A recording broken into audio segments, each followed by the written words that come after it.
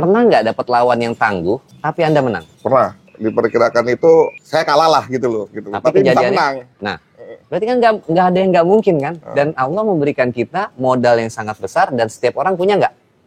Namanya adalah Assalamualaikum warahmatullahi wabarakatuh. Alhamdulillah nih, kita ketemu lagi bersama saya, Wahyu Agung Setiawan di channel Mas Was Official. Apa kabar Pak E? Saya doakan Pak E selalu dalam keadaan baik, dalam keadaan keberkahan, dan juga selalu bahagia. Oke Pak E, hari ini kita akan ngobrol tipis-tipis nih tentang second win bersama Master Keajaiban Pikiran, Wendy Mikael. Nah, di sini nanti kita akan ngobrol tentang second win dan juga tentang keilmuan keajaiban pikiran ini ya, bersama Bro Master. Simak terus ya, sampai habis videonya ini, untuk bisa mendapatkan insight ataupun manfaat lah dari ngobrol tipis-tipis ini. Oke Pak E, apa kabar Master? Alhamdulillah selalu berkelimpahan dan tentunya makin hari makin luar biasa ya. Sekarang ini apa ya, sibuknya apa nih Bro Master yang lagi? Sibuk terus untuk ngebenahin diri, ya, memberikan manfaat buat diri, buat orang lain juga. Nah ini Bro Master nih, cerita sedikit dong basic apa awalnya Bro Master nih sebelum dapatin Master Keajaiban Pikiran ini. Oke. Jadi brandingnya Master Keajaiban Pikiran. Brandingnya ya. Itu sebenarnya buat ngeri-ngerian aja. Tapi saya udah ngerasain loh Bro Master. Gimana? Belajar itu tuh luar biasa gitu loh. Memang maksudnya tuh penting banget gitu loh buat gitu loh. Jadi pikiran itu ajaib banget ya? Ajaib banget. Dan ini kan Bro Master mungkin kan bisa sharing lah dari pengalaman awalnya gitu kan sampai misalnya nemuin nih ke titik ininya lah gitu, second win-nya Bro Master kan gitu. Benar. Jadi kalau bicara mengenai pikiran, tadi keajaiban pikiran gitu ya, memang luar biasa kalau kita memahami, terus kita bisa menguasai, nah itu pikiran adalah sumber dari segala awal. Artinya kita mau menjadi apa, sumbernya dari si pikiran. Kehidupan kita yang sekarang pun nih Mas Was, dulunya atlet kan? Sekarang jadi pebisnis. Pebisnis nggak jauh-jauh dari pebisnis atlet dong ya? Iya, betul. Yang masih berhubungan ya? Iya. Itu ada di pikiran Mas Was gak dulu? Ya sebenarnya kan? Ada loh. Maksudnya emang dulu kayak saya itu ceritanya kan basicnya kan emang seneng gitu loh, seneng bisnis gitu kan. Berarti ada di pikiran ya kan? Iya, betul. Dengan disadari atau tanpa disadari berarti ngejar ke arah sana. Iya, betul. Nah itu dia. Nah bayangkan kalau kita selalu menyadari pikiran kita ini adalah sumbernya dari apapun. Awal dari kejadian. Enak kan? Iya. Mau dipakai buat apa? Bisnis. Silakan. Kan pikiran-pikiranmu gitu kan. Mau dipakai buat apa? Bikin bentuk badan. Kan dari pikiran kita. Oh ini berarti ini ya, Bro Master emang udah apa misalnya emang create gini ya badannya itu gini ya? Create. Mas Was dulu berapa? Sekarang berapa? 110. Oh luar biasa. Dulu pernah berapa? Paling tinggi? Dulu saya topnya tuh enak sebenarnya di 67. Berarti pernah di 67 dong ya? Nah, tahu kan kenapa sampai lebih dari 100 kilo? Pasti tahu sebabnya. Nggak usah dikasih tahu, tapi tahu kan? Tahu. Nah, itu dari mana berarti? Ya dari pikiran. Dari pikiran sendiri. Nggak bisa mengendalikannya kan? Coba bayangkan ketika 67 dulu. Dikendalikan kan? Walaupun dibantu sama pelatih, sama coach ya. Ada disiplin, nggak boleh makan ini, nggak boleh ini, nggak boleh ini. Itu kan berarti kan dibantu disiplinnya. Iya. Sekarang pertanyaannya bagaimana kita mendisiplinkan si pikiran kita. Itu pertanyaan besar. Iya. Nggak mudah. Iya, Bagi orang yang nggak ngerti apalagi sulit. Iya. Ya. Nah itu Bro Master ya bisa dapetin itu tuh gimana tuh ceritanya Bro Master? Kalau bisa apa boleh cerita sedikit ke belakang gitu Bro Master. Asalnya basicnya Bro Master nih apa, terus bisa dapat ketemunya titiknya itu di mana titik second ini gitu loh. Oke. Actually sebelum saya menjadi trainer seperti sekarang, trainer soft skill ya, bagaimana mengendalikan pikiran, kekuatan pikiran dan untuk menjadikannya buat ngebantu kehidupan kita. Dulu saya juga 14 tahun, 14 ya? Oh ya, 14. Pernah satu. Baru satu ya. 14 apa gimana gitu ya? Saya 14 tahun juga bekerja sebagai ya karyawan, entah itu dari staff, middle level management sampai top level management. 14 tahun saya di beberapa company. Saya pernah ada di company yang advertising ya. Terus saya pindah juga pernah jadi untuk mengelola sebuah fitness center, mulai dari personal trainer sampai saya menjadi club manager dan area semua di Indonesia gitu ya. Terus saya terakhir juga pernah ada di handle sebuah bank ya, untuk khusus di bagian mortgage KPR-nya. Dan semua itu menariknya selama 14 tahun saya jalani bukan sekedar bekerja, tapi memang saya meresearch. Saya meresearch. Kira-kira apa sih tujuan hidup kita, tujuan dari pekerjaan kita. Ya kan, itu saya meresearch. Pada akhirnya 2017 saya memutuskan untuk resign, pensiun dini. Jadi untuk move ke memang bidang yang sekarang saya jalani. Ya, jadi 2017 itu titik balik saya memutuskan dari intrapreneur. Intrapreneur menjadi entrepreneur. Tahu ya bedanya ya? Kasih tahu pemirsa bedanya intrapreneur sama entrepreneur. Jadi kalau intrapreneur tuh kerja dari dalam sendiri gitu ya, misalnya gitu ya.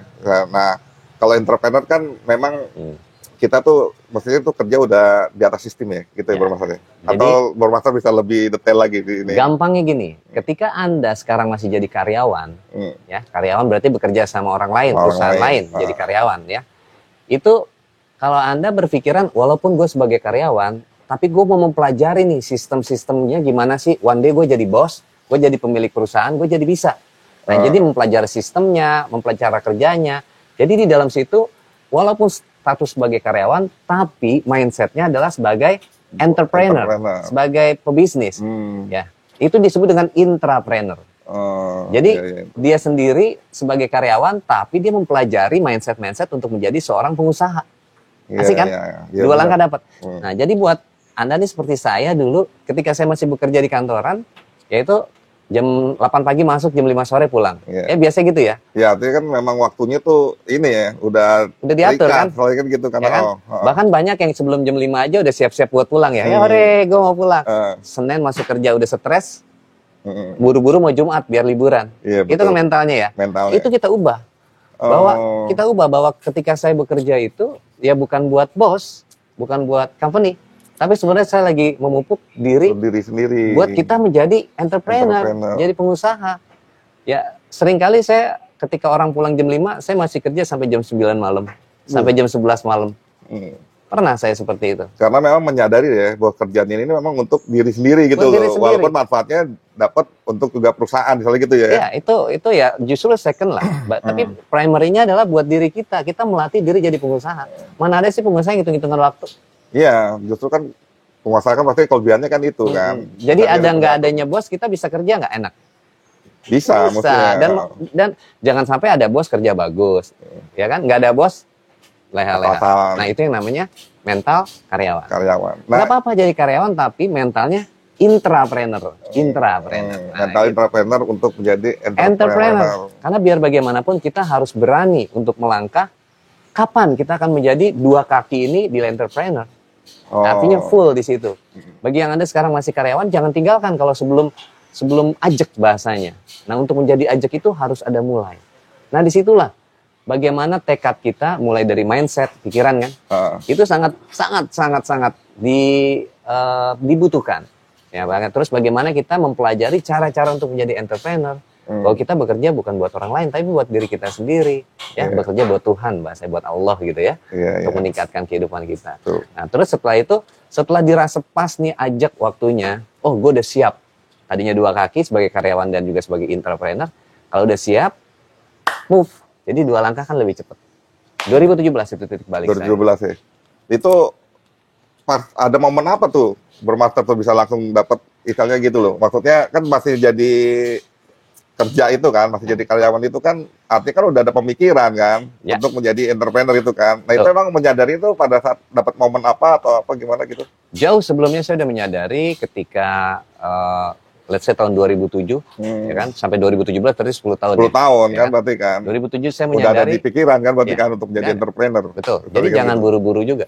2007 ketika ada waktu itu ya bukunya The Secret bahwa kekuatan pikiran itu ya, ingat ya. Wah, itu saya termasuk orang yang nggak suka baca. Jadi saya nggak baca semua bukunya. Saya cuma baca bagian akhirnya doang. Bisa paham gitu, Profesor? Dengan so tahu. Yang penting fotonya dulu lah ya. Banyak ya orang Indonesia kan nggak suka baca. Bagian paling akhir tahu kan? Nah itu kan kesimpulannya. Kesimpulannya. Jadi awal dibaca, akhir dibaca. Sisanya kita masukin ke gelas, kita minum airnya. Ya pasti nggak gitu lah, pasti udah punya ilmunya sendiri nih. Oke, yang jelas ada rahasianya. yang jelas saya waktu itu percaya bahwa Allah memberikan pikiran kita ini luar biasa. Itu modal awal. Saya ambil jurusan kuliah dulu komunikasi. Jadi bagaimana memang komunikasi ini penting. Ada komunikasi interpersonal kita berdua. Komunikasi dengan diri sendiri. Sering ya self talk ya di pikiran kan. Sering. Dan seringnya apa? Negatif atau positif? Wah, ya Negatif, campur aduk itu dan banyak negatifnya tuh. Bisa kan nih gua nih, ini kan gitu kan. Bagi orang yang belum menguasai ilmu pikiran rata-rata negatif. Tapi bagi yang udah menguasai bisa dipositifin. Dan satu lagi komunikasi kita sama Sang Pencipta transendental. Itu makanya saya dari situ seneng banget bagaimana mengkomunikasikan pikiran kita. Nah, jadi 2007 itu saya masih kerja di sebuah fitness center di Indonesia, mega gym ya, yang gede, dan saya masih sales. Memang bidang saya sales dan marketing selama 14 tahun. Oh, expertnya lah di situ. Sales marketing. Jadi ketika saya sales itu, saya punya apa ya, bukan impian ya, boleh bilang ambisi lah ya. Ambisi. Saya mau jadi orang nomor 1 di perusahaan ini. Wow, keren kan? Padahal dari sales biasa. Itu dengan kekuatan pikiran ya bahasanya. Tapi bukan bil gobal gabul bro. Ya tetap kita ada usaha. Ya. Jadi saya mau jadi orang nomor 1. Kamu percaya nggak apa yang terjadi? 2007 itu dari sales biasa, bahasanya staff, itu saya naik menjadi leader. Itu hanya dalam kurun waktu nggak sampai 4 bulan. Karena penjualan saya luar biasa. Penjualan saya luar biasa. Rahasianya apa tuh? Yaitu gigi dan kekuatan pikiran. Iya. Kekuatan pikiran. Dari situ saya mau jadi naik lagi. Dan itu dari leader sales itu ada yang namanya club manager atau boleh disebut dengan GM ya, general. Jadi yang megang satu cabang. Itu dalam kurun waktu nggak sampai 16 bulan, ya nggak sampai 1 tahun lah totalnya. Itu saya loncatin. Jadi saya megang jadi orang nomor 2 di sales nasional. Ya, jadi saya ngeloncatin kepala cabang. Saya nggak mau di sini langsung loncat lagi. Seluruhnya saya pegang. Di atas saya 1 head of sales nasional. Bule ya, biasanya bule ya. Iya, karena kan itu ya mungkin perusahaannya. Perusahaan internasional. Saya nggak nyebut merek ya. Tapi memang dia internasional. Mega gym gede lah di Indonesia. Jadi saat itu puas saya sampai di situ. Jadi orang nomor 2. Enggak. Saya yakin dengan kekuatan pikiran ini, saya mau jadi orang nomor 1 di situ. Di perusahaan itu. Kamu tahu apa yang terjadi? Nggak sampai 3 bulan, head of sales nasional itu dipecat. Jadi seluruh head nggak suka sama dia karena dia apalah nggak ngerti ya. Jadi dikembalikan ke Amrik. Otomatis siapa yang naik? Western. Iya kan? Betul. Nah disitulah saya makin percaya kekuatan pikiran. Jadi buat kita semua nih ya, hati-hati dengan pikiran kita. Ya. Jadi hidup itu bukan sekedar pemberian, hidup itu bukan sekedar mengalir aja. Hidup bukan sekedar jalan, enggak. Ada nggak orang yang naik ke puncak sebuah, katakanlah kita mau ke puncak gunung deh. Ada nggak yang karena ya gue nggak sengaja naiknya? Ada nggak? Nggak ada. Nggak ada kan? Niat kan ke puncak gunung. Niat. Gitu kan. Nggak ada yang karena gue mengalir aja deh. Nggak ada kan? Nggak ada. Pasti diniatin. Pasti diniatin dan dia berusaha untuk naik. Dan mestinya biasanya ada pemandunya atau dia udah tahu nih jalan ini gimana nih kan gitu ya? Betul. Biasanya. Artinya kita cari pemandunya kalau belum tahu kan? Iya betul kan mesti ada ini. Kalau nggak kan ngeri juga kan nyasar ngeri atau nyasar. Itu nggak tahu waktu nyampainya kapan, kehabisan makanan, bekal kan? Benar. Dan yang jelas nggak ada karena accident kan naik puncak gunung. Pasti karena sengaja kan? Nah itu. Jadi kita harus punya yang namanya tekad. 1, mindsetnya kita benahin. Gue mau naik puncak itu, gue mau mencapai itu. Ya kan? Kedua tadi jalannya. Kita cari panduan jalan. Ya. Yang ketiga action. Udah. Itu aja. Jadi saya sampai ke orang nomor 1 di sana itu ya bukan kebetulan. Bayangkan dalam 3 bulan, saya bisa handle, bisa naik menjadi orang nomor 1 menggantiin. Dengan kekuatan pikiran tuh ya. Bukan karena saya yang jago, terus ngegeser dia bukan. Tapi karena semesta mendukung. Mas Takung. Iya kan? Itu di kekuatan pikiran. Kekuatan pikiran ya. Dari misalnya ada tekad, ya kan. Terus misalnya actionnya, pemandunya, terus actionnya gitu kan. Betul. Jadi, menariknya gini. Mau tahu, ketika saya percaya dengan kekuatan pikiran pertama kali. Dan caranya. Iya. Ya kan? Gimana tuh? Dulu saya masih naik motor ya. Ah. Dulu saya masih kerja di daerah Sudirman, tahu ya Sudirman Jakarta ya, gedung-gedung perkantoran. Iya. Dan saya masih ngekos dulu. Namanya Cikini. Ya, Hmm. Cikini tahu ya, dekat Tahu, IKJ tahu, situ ya. tahu, ya, dekat. Jadi bayangin dari Cikini saya naik motor, lewat jalurnya tuh lewat jalur Menteng, ya kan, Menteng terus ke Diponegoro gitu ya.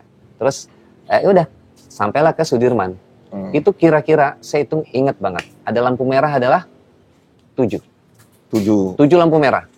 Dihitungin tuh. Traffic light. Iya kan setiap hari jalan. Oh iya, iya, iya. Nah menariknya apa? Saya challenge myself, saya challenge pikiran saya. Ketika saya dari rumah itu sampai ke kantor, 7 lampu merah, saya nggak dapat lampu merah satupun. Saya dapatnya hijau. Ini cara saya waktu itu ngelatih dan pede. 7 lampu merah ketika saya lewatin. Jadi hijau terus. Nah itu jalan terus. Itu target saya dulu. Di awal, ketika saya percaya dengan kekuatan pikiran yang Allah berikan ini ada gitu. Dan it works, tapi ada cara-cara tertentu, ada syaratnya gitu kan. Nah saya pengen tahu nih gimana caranya. Apakah Bil Gobal Gabul baca mantra? Itu gimana tuh? Nah, iya, mau tahu? Mau tahu aja, mau tahu banget. Tahu banget dong. Kita sharing ya, Iya, pemirsa ya. boleh lah, sharing dikit nih sama Pak E nih, pemirsa saya nih. Jadi di awalnya itu ketika saya ngegas ya, jangan lupa berdoa. Kan semua bukan karena kita, tapi karena Sang Pencipta ya. Ngeng, pokoknya lampunya nggak ada lampu merah. Woi, ya kan? Saya masuk itu jam 8, jadi saya kalau jalan tuh, saya punya waktu 15 menit lah. 15 menit ya. Berarti udah terukur juga dong? Nah itu udah saya ukur, jadi jangan sampai terlambat. Ya sebenarnya terlambat juga nggak apa-apa, bos. Lu udah jadi bos.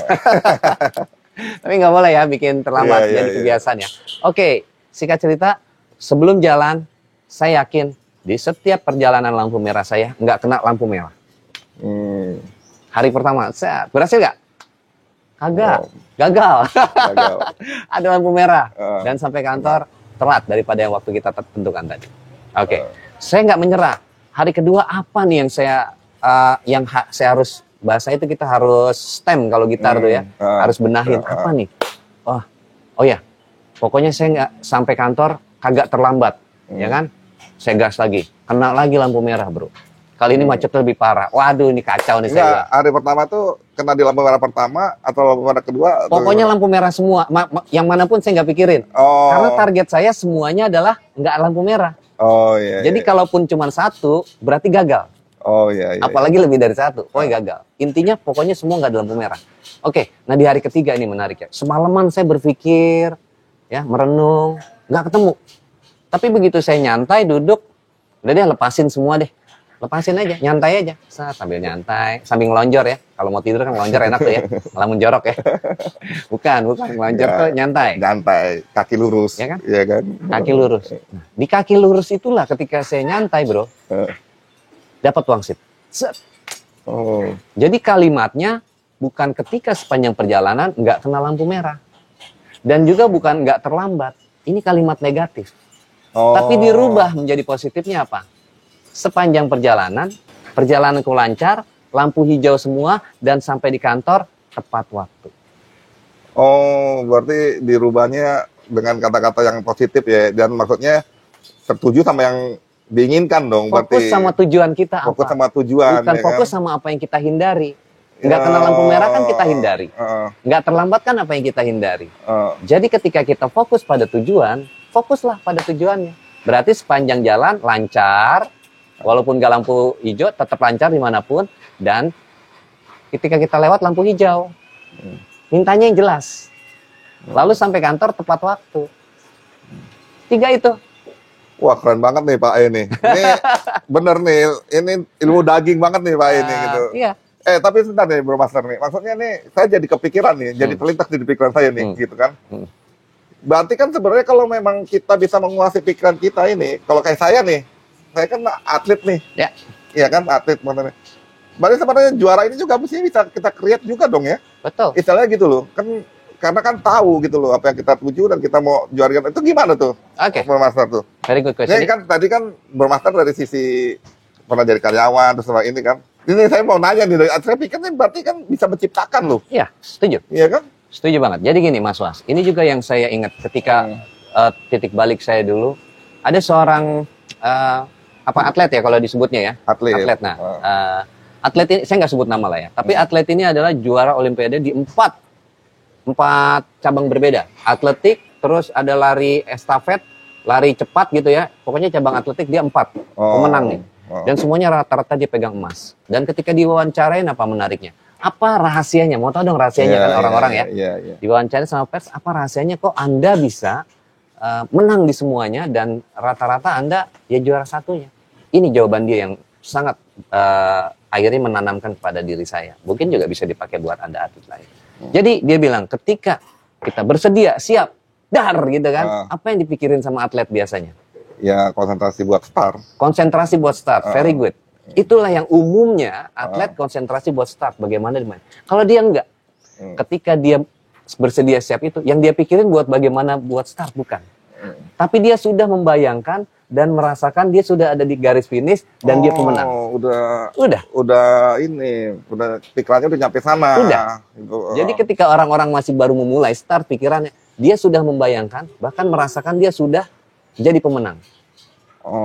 Kan kalau dia larinya udah terlatih. Setiap hari sebelumnya berbulan-bulan dia udah melatih diri kan. Betul. Jadi dia mempercayakan dengan bawah sadarnya dia gerakan yang udah otomatis untuk lari seperti itu.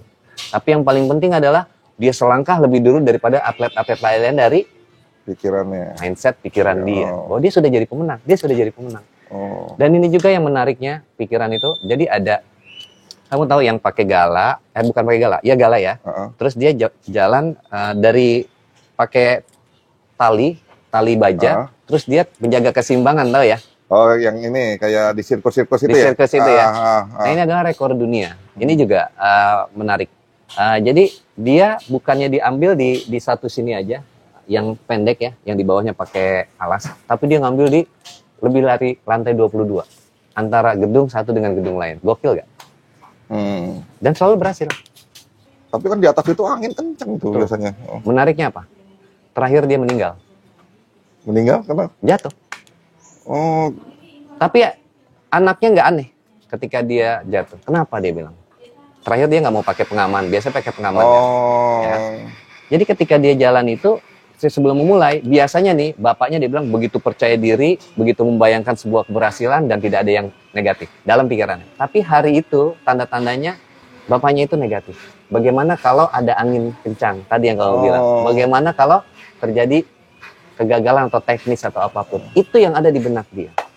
Maka ketika kegagalan itu terjadi, anaknya nggak kaget. Kenapa?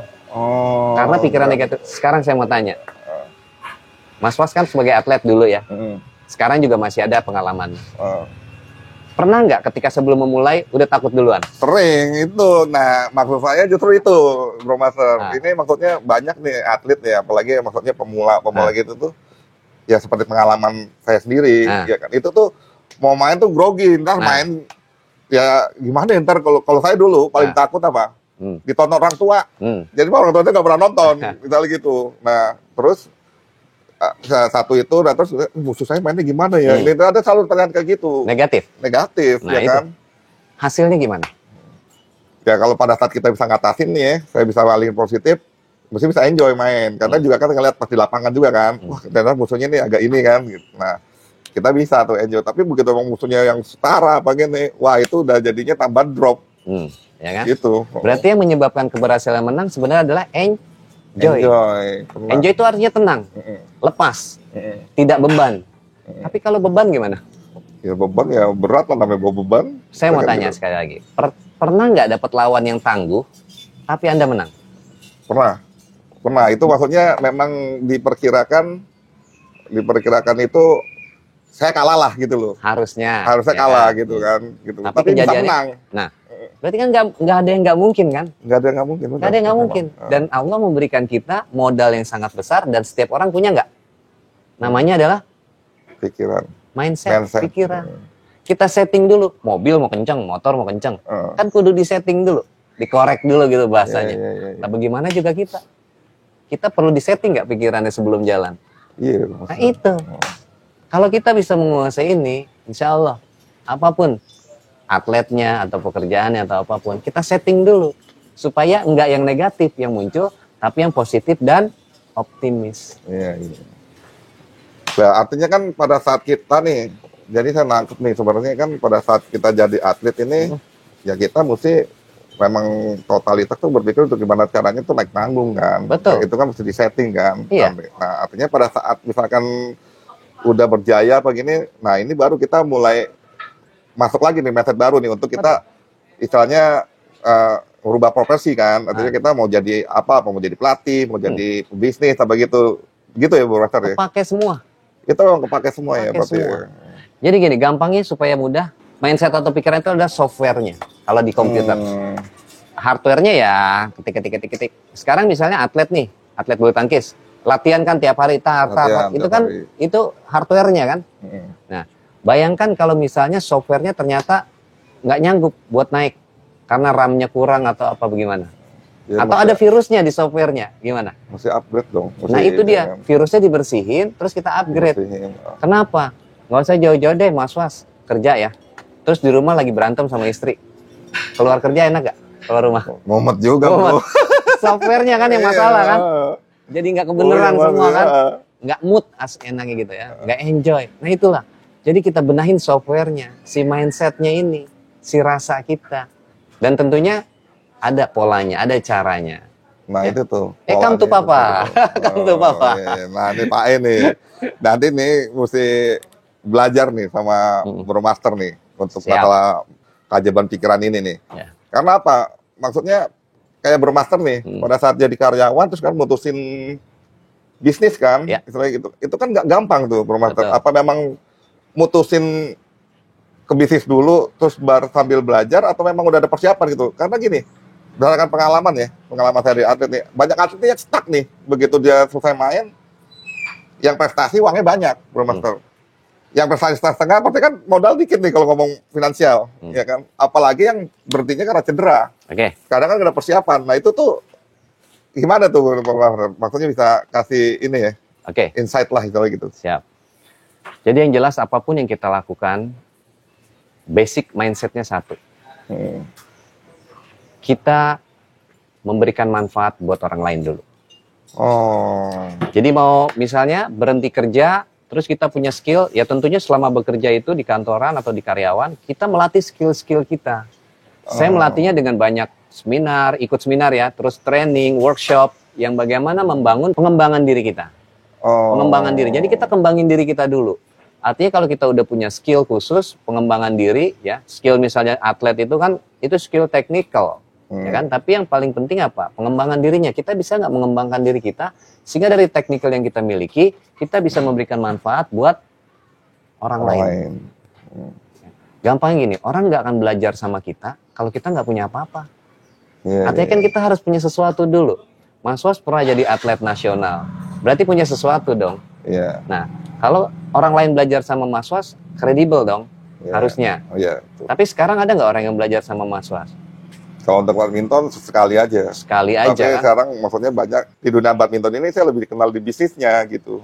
Karena punya skill tadinya atlet, terus akhirnya ke bisnis badminton, ini kan selaras ya. Selaras. Satu arah kan. Masih nyambung. Orang percaya nggak? Percaya. Percaya banget, pakai banget kan. Oh kredibel, orang ini memang punya skill. Oh, orang ini memang tahu bidangnya. Orang ini pernah ada di dalamnya dan sekarang jadi pebisnisnya. Kan orang jadi percaya. Nah, pertanyaan saya, apakah ketika memulai bisnis itu, Mas Was, atau ketika menjalani bisnis, buat keuntungan kantong pribadi, atau ternyata kasih manfaat buat banyak orang? Jadi gini, pada saat saya waktu memang berbisnis di dunia badminton ini kan, di perlengkapan badminton, jadi saya tuh berpikiran tuh, apa yang saya pernah dapat dari badminton, saya mau kembali lagi ke badminton gitu. Makanya saya lumayan berani gitu loh, untuk pengembangan olahraga badminton gitu loh, berani sponsorin misalnya gitu loh. Jadi emang visi saya tuh gitu, apa yang saya dapat dari badminton tuh untuk bisa saya balikin lagi tuh untuk dunia olahraga badminton gitu. Memberi, artinya emang gitu, emang saya pikir tuh seperti itu. Bagus kan hasilnya? Bagus. Nah itu, coba bayangkan kalau kamu nggak memberi hanya buat orientasinya, cuan buat gue nih. Kira-kira gimana? Dapat, tapi panjang nggak? Belum tentu. Belum tentu. Nah itu. Jadi bagaimana kita bisa memberikan manfaat buat orang, apapun bisnis kita. Ya, apapun bisnisnya, orientasinya adalah ini tentang buat kita sendiri atau ternyata kita kasih manfaat. Kayak misalnya Mas Was, waktu beli produk dong dari luar, dari mana. Terus dijual ke sini kan. Saya tanya, mau produknya yang bagus atau yang ece-ece? Bagus pasti kan. Supaya dipakainya sama klien, customer, Ya nyaman, enak, dan panjang kuat, kan? panjang. Berarti kan ada satisfaction di situ. Mm. Kenapa nggak milih yang jelek, yang murah? Untungnya kan lebih banyak. Ya ini dong, maksudnya kan kalau kualitasnya jelek kan kita juga kan, maksudnya yang kena juga Nah itu, namanya. kita juga yang kena. Artinya apa? Kita kudu memberikan manfaat buat orang, supaya kita nggak kena yang tadi, yang negatifnya. Orientasinya itu. Semua nanti akan jalan dengan sendirinya. Ya. Orientasi bagaimana kita ngasih manfaat buat orang lain. Yang intinya itu bermanfaat dulu ya, misalnya gitu kan. Bermanfaat. Tapi kan kayak seperti atlet ini kan, Bro Master ini kan memang kan ada 3 unsur nih yang dia ini nih kan. Maksudnya nggak cuma masalah teknik doang tuh. Jadi kan kita bisa mental sama fisik gitu kan, yang awalnya gitu kan. Jadi mental, fisik, dan satu lagi adalah skill. Ya kan, skill ya. Skill. Betul banget. Mental itu, malah saya bilang mindset atau mental itu fondasi basic yang harus dimiliki. Ya. Tanpa adanya mental yang kuat, fisik nggak akan bisa terbentuk. Setuju nggak? Ya setuju.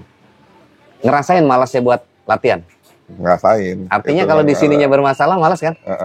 Kalau mindsetnya udah bagus, olahraga itu ketika latihan fisik juga dia akan lebih semangat karena punya tujuan. Lalu ketika dia melatih skillnya, jadi atas keinginan sendiri kan? Yeah. Makanya basic fondasi dasar kita benahin mentalnya, mindsetnya, pikirannya. Itu. Ingat, pikiran adalah sumber dari segala hal. Nah, ini, pegang ini. Bro Master tapi pernah ada ngasih ini ke atlet? Saya pernah beberapa tahun lalu di PB Persatuan Bulu Tangkis ya. Itu namanya Jarum. Ya, PB Jarum. Ya, di Kudus ya. Ya kan, di Kudus. Jadi, itu kan nama Mas Was juga. Ya kan? Ya, saya ini aja ngomong. Karena emang saya lagi itu, saya ada pikiran ini, wah ini bagus banget. Oh iya, gitu, iya. kan. Jadi, itu tapi saya kan nggak ikut di itu. Iya benar-benar dari Mas Wasa. Jadi saya sharing dengan para coach waktu itu untuk bagaimana kita pakai ilmu pikiran ini untuk melatih adik-adik kita. Jadi sebelum mentalnya kita kasih ke adik-adik, tentunya mental kita yang harus dibenahin kan. Iya betul. Nah itu dia. Jangan sampai kita nyuruh-nyuruh orang, tapi kita nggak, sama kayak banyak orang tua sekarang nyuruh anaknya berhenti main game, tapi dianya tetap ini main pun terus juga. Nah itu jangan sampai kayak gitu. Karena kalau kita mau kayak kita coach yang waktu di PB Jarum itu, ya kita bekali dengan bagaimana ilmu pikirannya bekerja buat mereka, bagaimana menghipnosis secara terselubung. Terus jadi coach ini, pelatih ini sifatnya bukan hanya pelatih teknis, tapi bagaimana juga mendongkrak, mengupgrade level kekuatan pikiran anak-anak itu. Nah itu dia tuh. Masalah itu tuh maksudnya tuh yang saya bilang sih ini banget ya, krusial banget itu mesti di ini banget. Gitu. Bisa. Jadi apalagi dari anak-anak usia dini ya, yang remaja ya, biasanya atlet binaan itu kan usia dini ya. Usia remaja itu luar biasa. Ini rahasia ya. Usia remaja itu adalah masa emas kita hipnosis. Iya. Masa emas bagaimana kita bentuk dia. Iya betul sih. Iya. Usia remaja. Ya karena juga gini, atlet badminton di Indonesia tuh jadi memang kerucut gitu loh, Bro Master. Kerucut ke atas atau ke bawah? Ke atas. Jadi di atas itu makin sedikit. Padahal di bawah ini banyak. Sumbernya ini banyak gitu loh. Nah ini kan maksud saya kan ya lumayan tantangan lah gitu. Challenge juga tuh untuk kita ini gitu. Memang kan juara, nggak semua orang bisa jadi juara. Tapi kan ya ini kan bahaya juga kan misalnya buat itu kan. Ngerucutnya jadi lebih sedikit ya? Lebih sedikit, di atasnya kan lebih sedikit.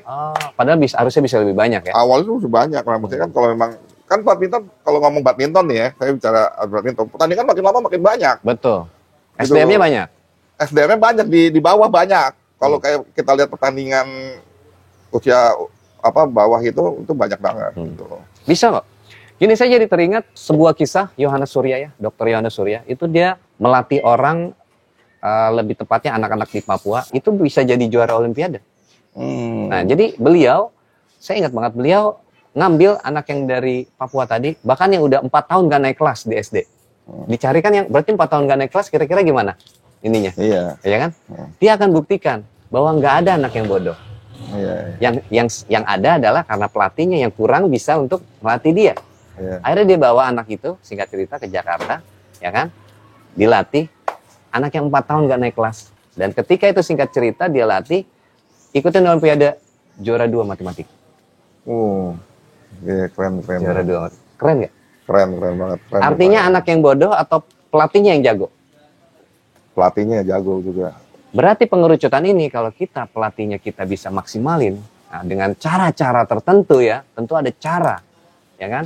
Sebenarnya Einstein bilang kalau kita mau hasil yang beda, tapi caranya begitu aja, itu insane, Iya, iya. ya kan? Apa insane tuh? Gokil lo gitu ya. Tapi kita harus berubah cara inputnya untuk hasil yang beda, ya. Iya. Begini ya jadinya ya. Iya. Artinya memang maksudnya itu pelatih badminton atau pelatih lain lah, kalau kita memang ya nggak pelatih, nggak terus mesti bisa nguasain ya. Kuasain. Pikiran ini ya. Mindset dulu. Belajar. Jadi ada mindset, ini yang harus dikuasain. Setiap individu kita ya, ada 3.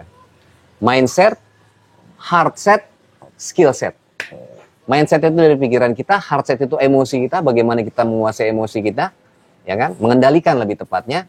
Dan yang ketiga skill set. Skill set itu ya tentunya para pelatih punya ya, jurus masing-masing skill ya.